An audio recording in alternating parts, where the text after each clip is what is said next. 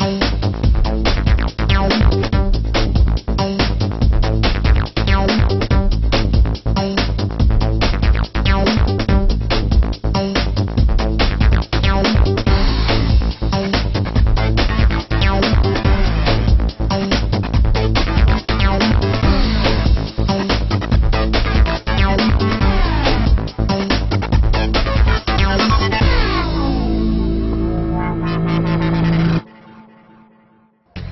to New Tech High in a world of real learning.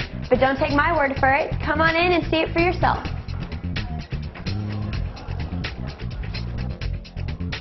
Although there is some direct teaching in New Tech High at Coppell, we focus mainly on projects, usually taking 4 to 6 weeks. At New Tech High, we use the projects to help us learn the content by using real-world skills such as project management, oral communication, research, and collaboration. So we're going to start off by putting you in groups. We're going to divide you up in 2 ways, and then we're going to divide you up in another way after that. Today in American Studies, we're launching a new project that we're calling Yield Debate. And what we're doing in this project, the premise is it's set on the eve of the presidential election of 1800. And we're asking the kids to look at events in U.S. history in the 25 years prior to that and take either a Federalist or anti-Federalist stance in debating those issues that have come up in the last 25 years. There is a new entry document. Pull it up and we'll go over it together.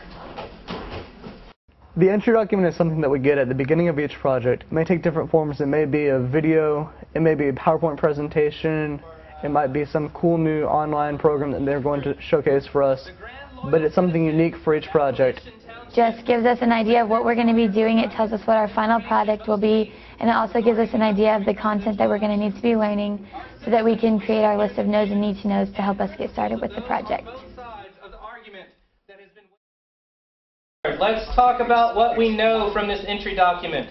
Knows and need to knows are derived from our entry document. We decide what we know, such as content that we'll need to include, the program that we'll be using. And it's in an organized manner so you can look at it and see exactly what you have to do. And so when we break that down, a lot of times we go into content versus logistical. So you may be asking questions about due dates, or you may be asking questions about the content of the project. The one thing that I noticed coming from a traditional environment is the relationship and the culture that we have with our learners here at New Tech. It's a partnership between facilitator and learner. It's not a top-down approach like at a traditional school between a teacher and a student. There's definitely a partnership, and we're trying to develop relationships and work together to accomplish our goals. So within your groups of 3 or 4, come up with a driving question, and we'll go around in a minute and listen to each one. Driving questions are the purpose of our project, and it always includes what we need to do in the project and the final product that will be produced, so that if we ever get confused on what we should be doing in the project, we can refer back to the driving question and it can help provide direction. So let's talk about just quickly as a class what some of our next steps might be. So when you think you've got one, raise your hand. Next steps are what you do after the knows and need to knows. It's basically like saying what you need to do to start the project, like to officially start the project. Because everything before the next step is basically gearing up to start the project. They are what we need to do next in the project, whether it's research, have a workshop from the teacher, figure out the content that we need to know so that we can get going with our project. To talk about your test.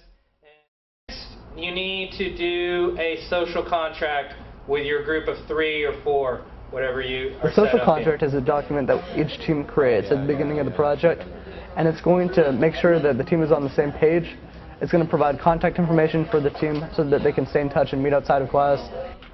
It also establishes group roles so that we know exactly what each group member should be doing at each time. And you're going to, when it comes your time, you're going to stand up, tell us what you categorized it as and why, and kind of defend it. Journals and scaffolding activities are used to check for understanding, to make sure that we're understanding the content that needs to go in the project, as well as to provide focus. Scaffolding is like journaling in that it is a measurement of understanding for the benefit of both the learners and the facilitators.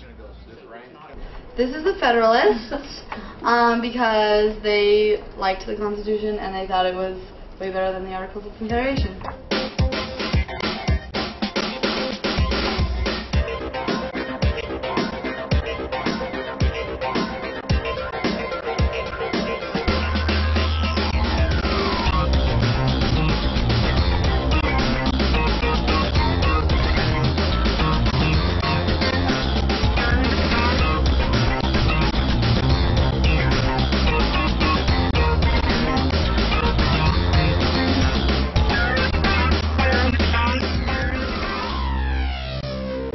How many of you have seen video of the British House of Commons? Yeah. Workshops are typically on request, and so they will be something typically derived from nose and need to knows and the driving question that help give students a better understanding of the That's material. what we're going to watch right now so you guys can see how this works. It's interesting. In this particular project, our workshops were given in the form of videos, and those videos showed us the concepts that we were going to need. We learn how to work with people that have different work habits. We learn how to connect our strengths and weaknesses to compensate for each other. And by collaborating, we produce greater products. This means a minute has passed. Minute 45, which I've only had to use once today. At the end of projects, we like to focus on certain learning objectives, and in this project, what we're focusing on primarily is their oral communication skills. We'll be looking at their persuasive skills as well as their ability to bring in the content and back up their arguments. The first thing is that we want them to be dressed professionally, either in a business attire or, in the case of this project, if they were dressed in the period that they were representing, that would be okay too. The second thing that we're looking for is that they, when they're speaking in front of the class, their voices project, they make great eye contact, they are listening to the other debaters, they're able to make points based upon what the other debaters are saying. Presentations are probably the most fun part of a project. They allow us to use our sense of creativity beyond belief. We can dress up as different characters, and there's tons of different programs that we've been given to create a creative, interesting presentation.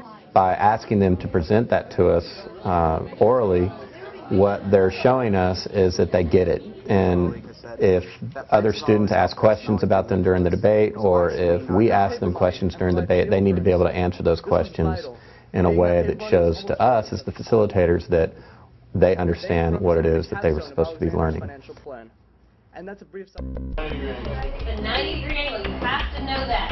Okay, one of the biggest differences I've seen in being a facilitator at a new tech school with project-based learning is that I can give the students a entry document that they can connect what they're learning, those concepts, to real world, and they understand the purpose, and the engagement level is so much higher than I've ever seen in the traditional classroom. I myself know why they're learning the material, which is somewhat of a difference, just knowing where the math that I'm teaching is used in the real world. Then later on, when we're studying for semester exams, I noticed that I could take those concepts and I could ask them if they remembered how to do a certain problem, and all I had to do was connect it back to the project that they worked with that concept, and they could come back and retain that information so much quicker than I've ever seen in the traditional classroom that I've been in the past 8 years.